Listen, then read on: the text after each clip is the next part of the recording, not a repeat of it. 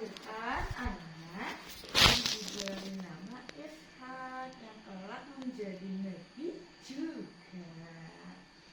Setelah Siti Hajar melahirkan, Siti Hajar pun disuruh pergi dari kediaman Nabi Ibrahim, dan di pertengahan antara bukit dan sawah, Nabi Ibrahim menurunkan Siti Hajar.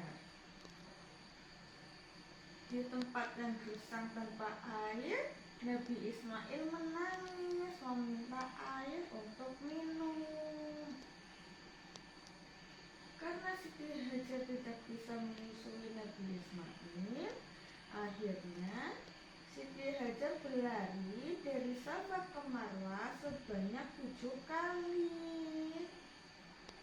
Hingga Nabi Ismail pun menangis terus-menerus tanpa henti dan tanpa sengaja menghentakkan kakinya di atas tanah yang ditiduri Nabi Ismail, sehingga muncullah air yang kelak akan diberi nama air Zam-Zam.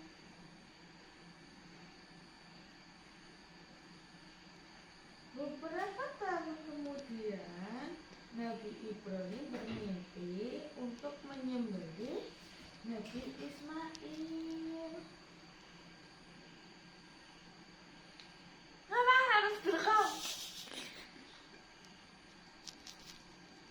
Lalu Nabi Ibrahim pun pergi ke rumah Siti Hajar dan anaknya untuk menyampaikan mimpinya kepada Nabi Ismail. Setelah sampai di rumah Siti Hajar, Nabi Ibrahim pun menyampaikan mimpinya kepada Nabi Ismail bahwa mimpi tersebut adalah perintah dari Allah Subhanahu wa Ta'ala. Nabi Ibrahim pun resah karena tidak mungkin dia tidak menyembelih anaknya sendiri.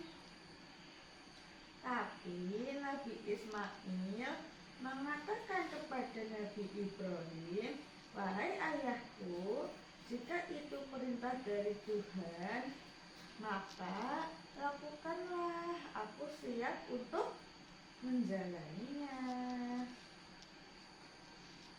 Lalu setelah berpikir beberapa lama, Nabi Ibrahim pun akhirnya melakukan perintah tersebut karena beliau tidak mungkin tidak melakukan perintah Tuhannya. Akhirnya Nabi Ibrahim dan Nabi Ismail pun pergi ke atas bukit untuk menjalankan perintah Allah, yaitu menyembelih Nabi Ismail. Karena keteguhan dan ketabahan yang dijalani Nabi Ibrahim dan Ismail, Allah pun mengganti Nabi Ismail dengan seekor kambing. Jadi yang disembelih pun bukan Nabi Ismail, melainkan kambing.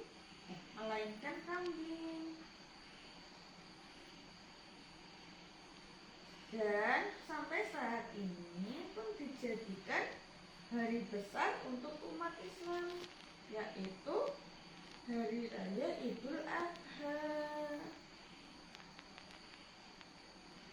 Terus habis itu malih.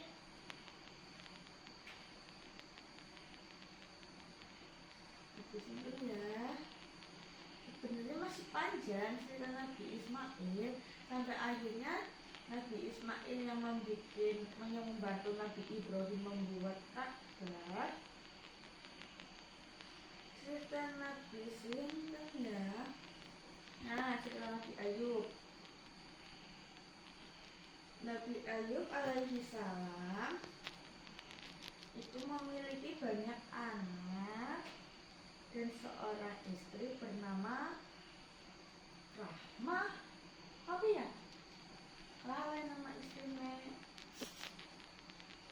Lalu Nabi Ayub diuji oleh Allah Subhanahu wa Ta'ala tentang kesabaran, ketabahan, dan keikhlasan.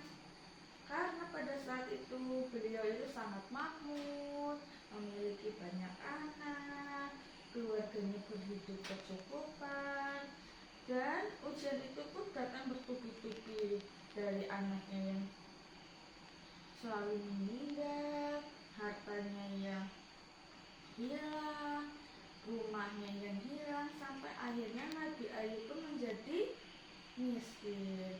Lalu Nabi Ayub pun ditimpa penyakit kutis,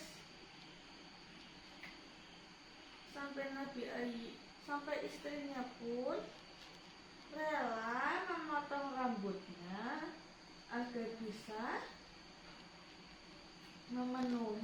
menjualnya dan memenuhi kebutuhan mereka.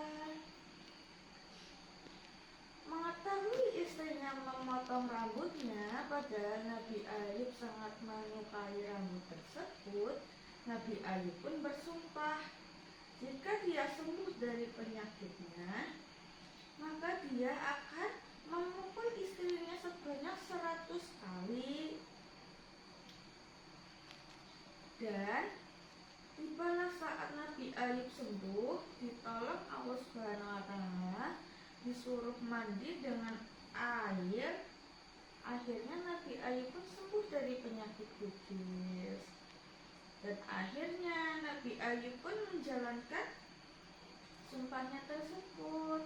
Tapi Nabi Ayub bimbang, karena tidak mungkin dia memukul istrinya 100 kali di saat istrinya itu masih bertahan dengan dirinya.